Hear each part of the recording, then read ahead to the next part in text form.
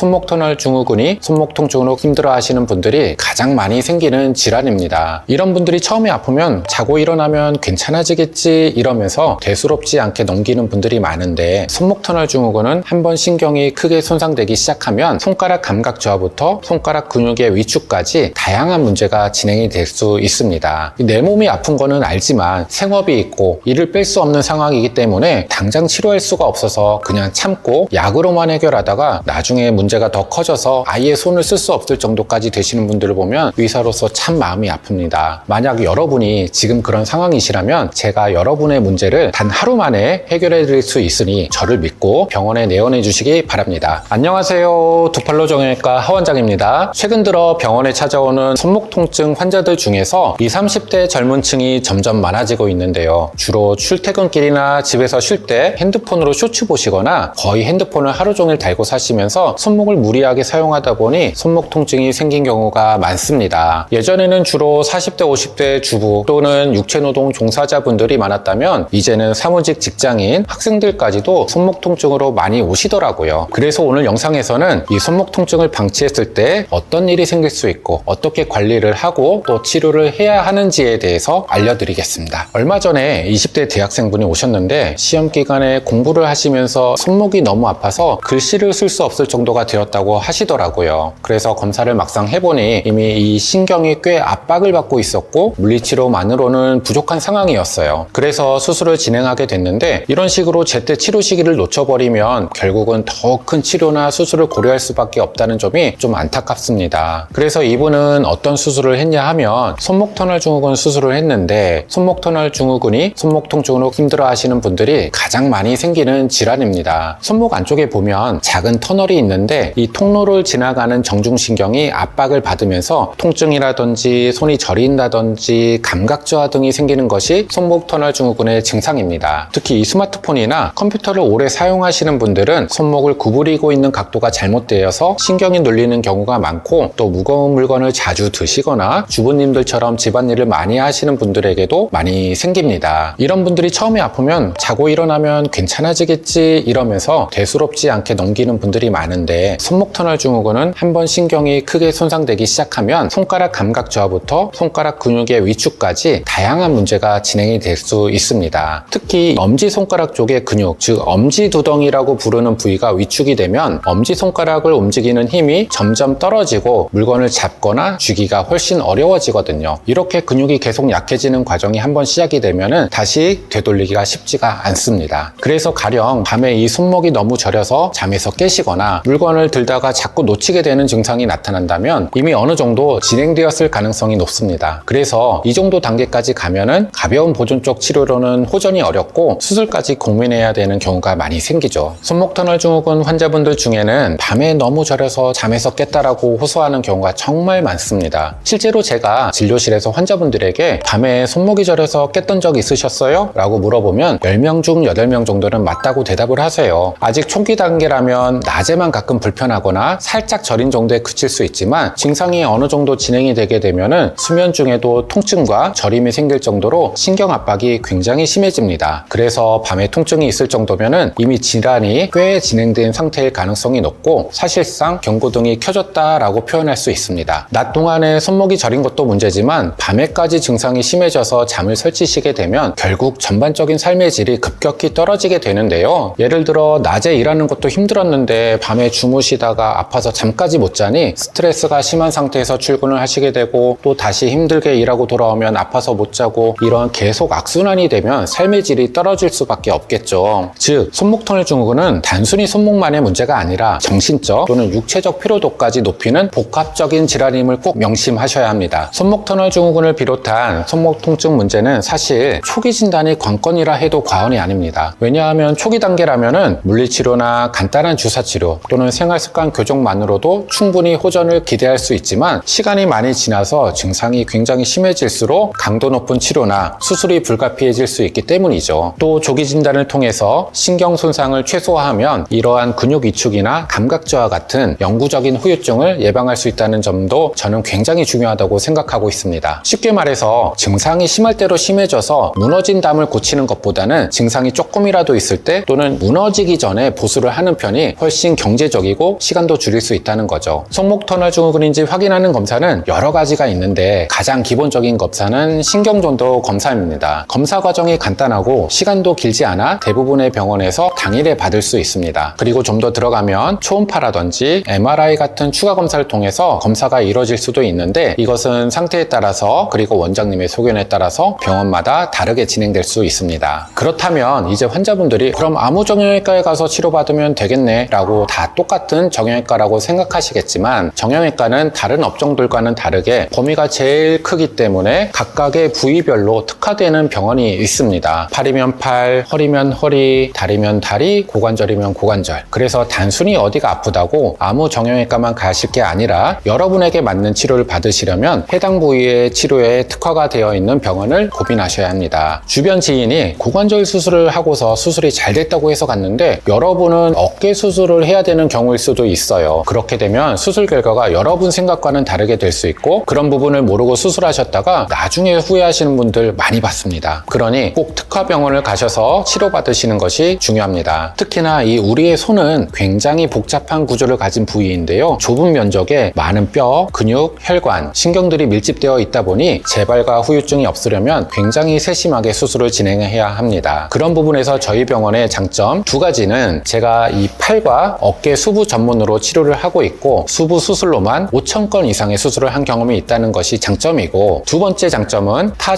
정형외과에서는 손목 터널 증후군 수술을 할 때 절개 후 개방해서 의사의 육안으로만 판단해서 수술을 하면 흉터 부위도 클 뿐만 아니라 수술 시간도 길고 그만큼 회복도 일주일 이상 걸리는데 저희 병원에서는 대학병원에서 사용하는 내시경 장비를 도입해서 정말 최소 부위만 절개를 하고 내시경 장비로 보면서 수술을 하기 때문에 수술 시간도 20분 정도로 짧고 회복 기간도 하루면 다음 날부터 일상생활이 가능하고 흉터도 거의 남지 않는다는 장점이 있습니다. 사회생활 하시는 분들은 아무래도 수술하고 일주일 동안 쉰다는 것이 쉽지는 않죠. 그렇다 보니 저희 병원에서 손목 터널 증후군 수술을 받으시면 하루 만에 회복이 가능하다는 소문을 듣고 전국에서 많이 오고 계십니다. 내 몸이 아픈 거는 알지만 생업이 있고 이를 뺄 수 없는 상황이기 때문에 당장 치료할 수가 없어서 그냥 참고 약으로만 해결하다가 나중에 문제가 더 커져서 아예 손을 쓸 수 없을 정도까지 되시는 분들을 보면 의사로서 참 마음이 아픕니다. 만약 여러분이 지금 그런 상황이시라면 제가 여러분의 문제를 단 하루 만에 해결해 드릴 수 있으니 저를 믿고 병원에 내원해 주시기 바랍니다. 추가적으로 궁금한 점 있으시면 댓글 남겨주시고요. 지금까지 투팔로 정형외과 하원장이었습니다. 감사합니다.